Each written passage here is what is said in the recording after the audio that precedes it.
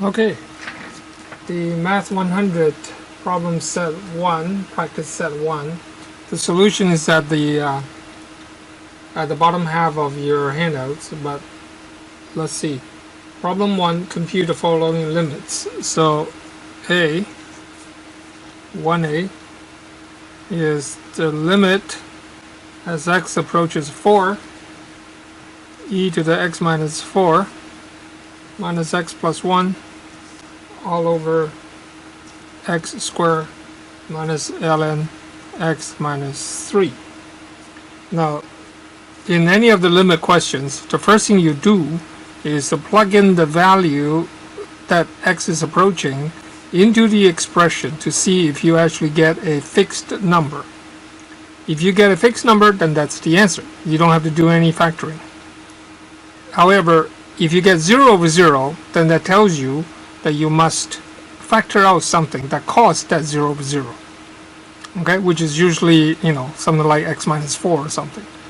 Let's try this first. If x is 4, you have e to the 0, which is 1, minus 4 plus 1. So right there you can see is 1 minus 4 plus 1. That's not going to be 0 now. It's actually negative 2. And then the bottom is 4 squared, 16, minus ln 1. ln 1 is 0, so 16. So the answer is just negative 2 over 16, which is 1 over 8. That's it. No more. B, limit as h approaches 0 of 1 plus h squared minus 1 over h. If you plug in 0, you're going to get 1 minus 1 over 0, or 0 over 0, which is the telltale sign that you must factor out something that causes 0 over 0, which in this case is h, or h minus 0, which is h. So that means you have to factor out an h out of the top, which means you expand it all. 1 plus 2h plus h squared. Okay, that is factoring of this, and the minus 1 over h. 1 and 1 cancel. You can see now everybody on top has h that can be factored out. So h goes to 0, h factor out on top is 2 plus h, all divided by h. So this tells you that you just canceled out the culprit. And therefore, now you can plug in 0 again and see, and you shouldn't get 0 over 0 again. In this case, you actually get 2. So that's the answer, 2.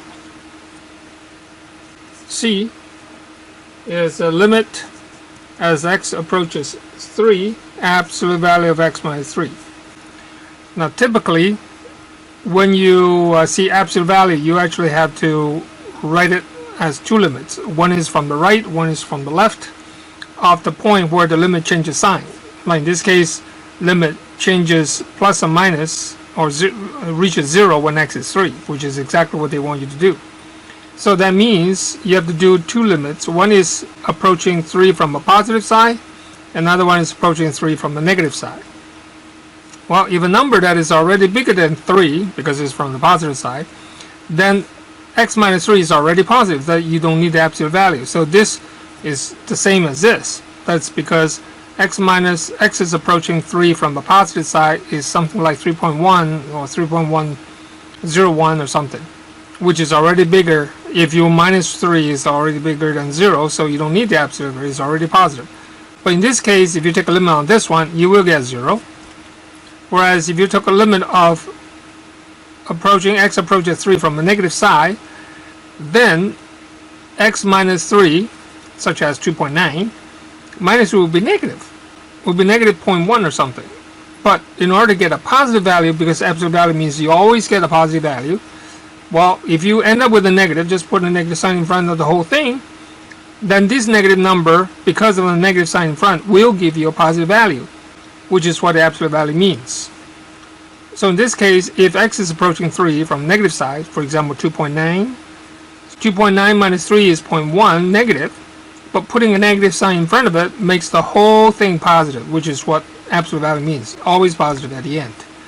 So if you now plug in 3 into here, Well, you could simplify if you want. That is same as 3 minus x. Well, if you put 3, it's still 0. Now, left and right limit agree.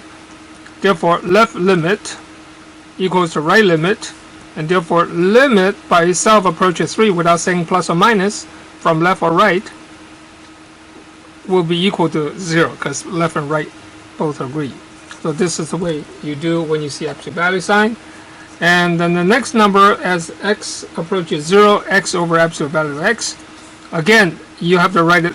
The left limit is limit as x approaches 0 from the negative side. But in this case, putting a negative sign in front of x will put something negative with a negative sign in front. So this whole thing is actually a positive number.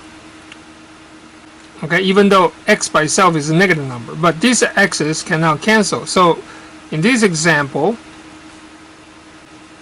you are actually taking the limit of a constant, which is always -1. But right limit means limit as x approaches 0 from the positive side of x. Well, the absolute value of x, if it is from the positive side, is already positive, so you don't need absolute value. So in this case, it's 1. Which means left limit does not equal the right limit, and therefore the limit does not exist. Without saying left or right, the x over absolute of x does not exist, because the left and right limits don't agree. So E is a limit as x approaches -1 from a positive side. So in this case, they only want it from a positive side. However, from a positive side in here, okay, when you move from a positive side, it's like -0.9, okay? Because if you have a number line -1 here and 0 here, from a positive side means you're approaching this way towards -1, which the number you're looking at would be -0.9, for example.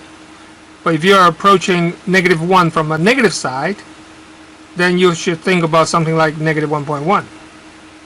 Okay, but anyways, let's assume that we're approaching from the right hand side like this one says. Then the number x plus 1 becomes very important. It could be either 0 positive or 0 negative, even though the top is simply -5, because that does not really border anything. So just plug -1 into x, you have -5. But if you plug -1 into x at the bottom, you're going to get 0. But is that more positive 0 or is that more negative 0? Because if it is positive 0, then this whole thing will approach negative infinity. But if it was -0, then it's actually approaching positive infinity. So let's see. If it's approaching -1 from the positive side, like -0.9, -0.9 plus 1 is positive. Although a very small positive, it's still positive. But that is going to be basically approaching positive 0. Okay, or 0 from the positive side, which means that this is going to be negative infinity. Okay, so in this case, the example will be put a -1 in here, so -5, but put a -1 in here, you get 0. But you have to determine is it positive 0 or negative 0 by thinking of a number that is to the right hand side of -1. Plus means right hand side to -1, such as -0.9. Plugging -0.9 plus 1 is actually plus 0.1. Okay, so that gives you an idea that it should be positive at the bottom. So -5 over positive is actually negative infinity. So that's E. And then F is limit as x approaches 0 from negative side, e to the 1 over x. So this again is like saying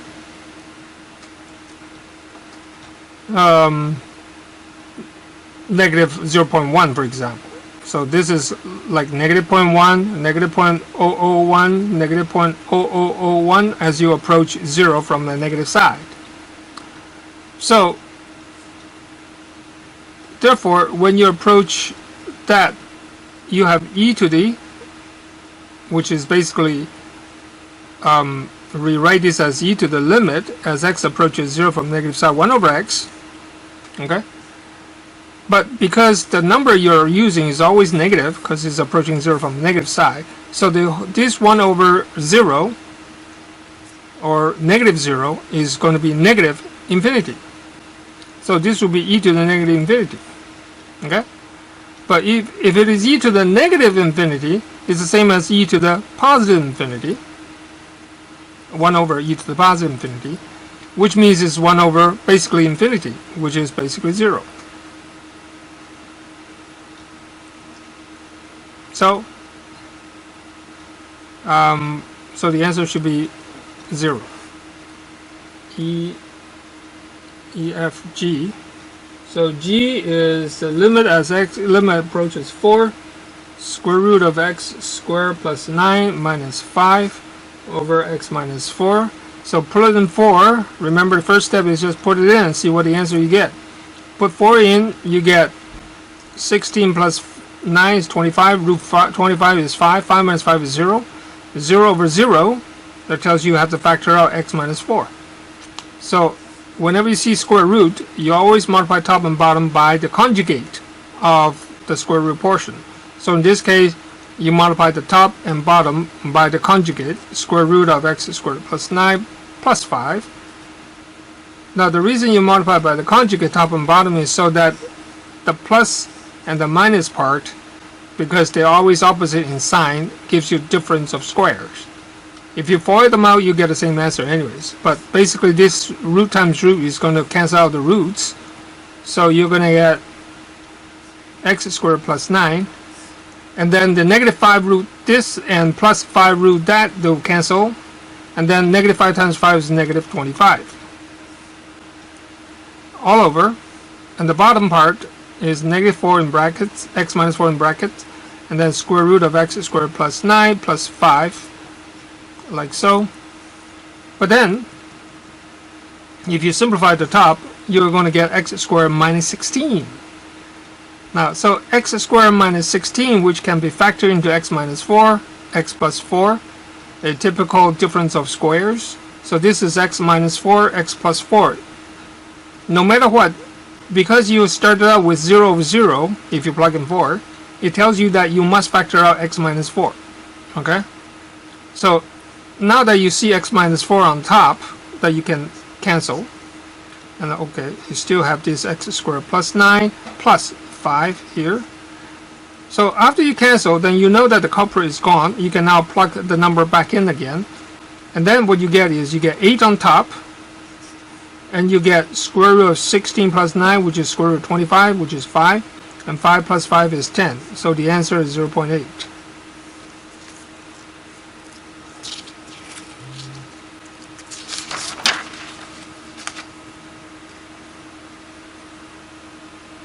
Okay, now we do if G, and then problem 2. Problem 2 says let f of x to be x if x is negative, and x squared if x is greater than or equal to 0. Now, the graph of this, without seeing what the question is, means that if x is negative, which means to the left of the y-axis, you have to graph the line y equal to x. Y equal to x looks like this. However, you're not allowed to draw all the way through because this y equal to x is only valid for x is less than 0. So you have to draw like this. This is actually y equal to x. And then beyond the x greater than or equal to 0, that means to the right of the y-axis, the graph you have to draw is y equal to x squared. Now y equal to x squared looks like a parabola, but in this case you cannot draw the left side, but only the right side. Parabola. This is the y equal to x squared part. Okay? But it says including 0 here. So what is 0 here? When x is 0, f of x will be 0 squared, which means this solid dot is filled because of y equal to x squared part.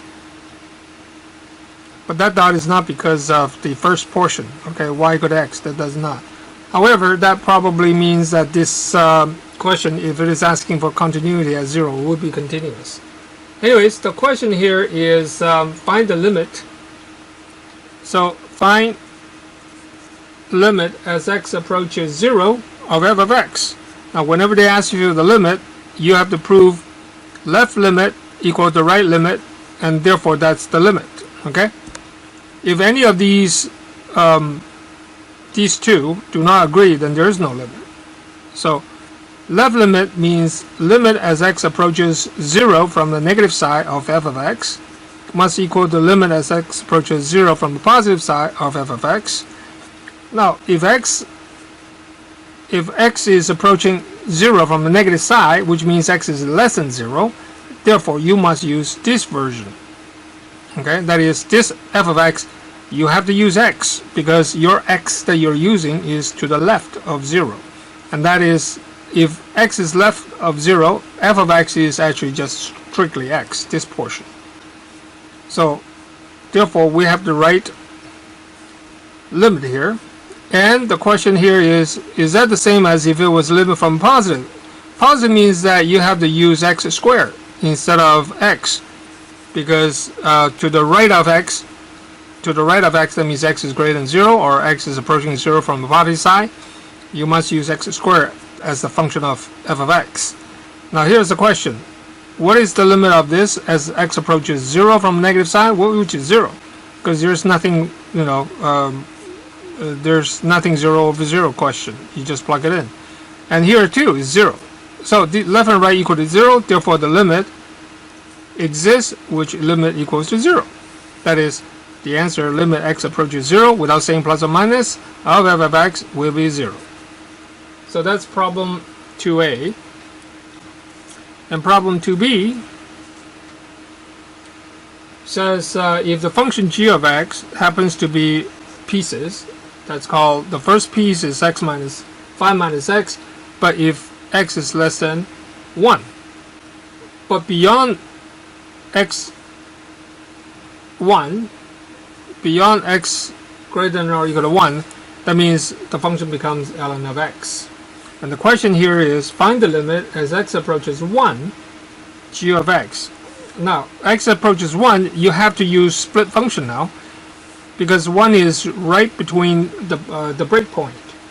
But if they say x is approaching 2, then you strictly use this function, because x approaches 2 is completely within this interval. But if they say limit as x approaches 0, then you have to use this function strictly, because the function is only defined when it's less than 1, only this is true. But in this case is borderline, that means 1, that means could be left or could be right. So again, we have to check whether left limit equal to right limit. If they are equal, then that implies the limit exists. Okay, so left limit as x approaches 1 from the negative side of g of x, but in that case approaches 1 from a negative side means that it is less than 1, which means I have to use 5 minus x. And from the right limit, I have to use ln of x. So if you plug in here, 5 minus 1 is 4. So, and if you plug in 1 here, ln 1 is actually 0. Okay, from the positive side. ln cannot take negative number, but ln 1 is actually, well, in this case it's 1 anyways. It's from the positive side, doesn't matter if it's from the negative side, but because 1 is fine. ln 1 is just 0. The two do not agree. In fact, if you look at the graph of this actually looks somewhat like 5 up here, but it's actually 1, so this is actually 6. So here's a hole. Oh, sorry. So that should be -1, so actually it should be somewhat like this.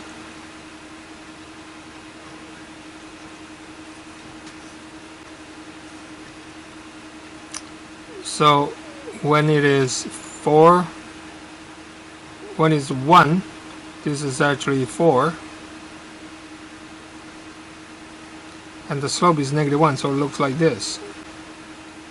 Okay, slope is -1, rise over run is -1, but ln, that is supposed to come down like this. Ln actually looks somewhat like this. but we are only taking from this onwards. And this is solid dot right hat 0. This is ln of x. Okay, it is supposed to come down here, but we're not allowed to draw that part. Here's a gap, and this point is actually 1, 4. So there's no limit, because as you can see from the graph, when you approach left and right, they have different limit. They end up different values. So there's no single number, and therefore there's no limit. So problem 3.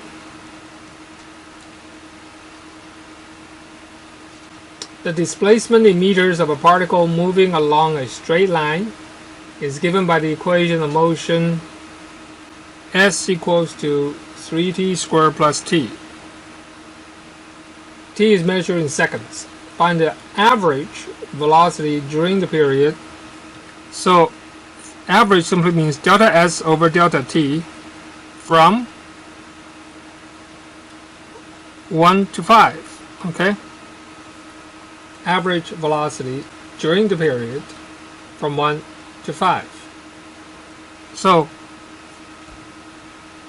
we therefore say, what is f of 5 minus f of 1 over 5 minus 1? Okay, so it's 4. F of 5 is put 5 in, so 3, 5 squared plus 5, minus, and put 1 in there, 3 plus 1 is 4, so minus 4.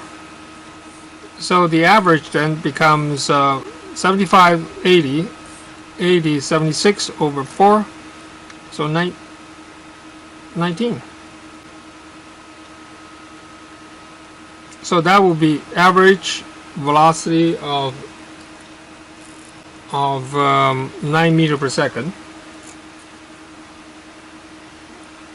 And then we need to do instantaneous when the particle is at t equals to 2. Instantaneous means limit as delta t approaches 0 of f of, in this case, they want the t equal to 2, right? So 2 plus delta t minus f of 2 all over delta t. Well, delta, you can call it delta t or you can call it h. It's basically the same idea, but I'll probably use h. Just less things to write. F of is 3 plus t squared plus t, so it becomes 3, 2 plus h squared plus 2 plus h. Okay? Plug in every t, replace it every t by 2 plus h. So you get that, which is this portion, and then minus 2. F of 2 is just 3 times 4, 12. 12 plus 2 is 14. So minus 14. H is h. Now we have to take a limit, don't forget. So we know that there's going to be 0 over 0, so we have to expand this out. So 3, limit h approaches 0, that will be 3 times 4 plus 4h plus h squared, right? And then plus 2 plus h minus 14 all over h. Now you will see that 3 times 4 is 12, 12 plus 2 is 14. That will cancel the 14. So I'll cross this out, cross this out, cross this out, meaning that that's been taken care of. Now what's left will be a whole bunch of h's left.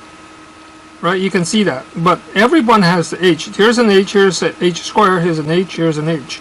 So if you factor out an h, which means you just lower the degree of the h's on the top by 1, you basically cross out this h, cross out this 2, which meaning you still have 1. This is just 1 left. So I now have 3, remember there's a 4 here, 3 times 4 plus h, or 3h, and then plus 1, right? And then all divided by, well, h is gone. So, and then you take a limit as h approaches 0, you just have 12, 13 left. So let's see if that makes sense, because we know that s prime, the derivative with respect to time, is 6t plus 1. Right? 2 times 3 is 6t plus 1. And at 4, sorry, it's not at 4, at 2, because the time is 1 is 2, 6 times 2 plus 1 is 13, which is correct. So therefore it will be 13 meter per second. That's instantaneous velocity of the particle when t equals to 2. Okay, next problem number 4. Oh, no more. That's it. Okay.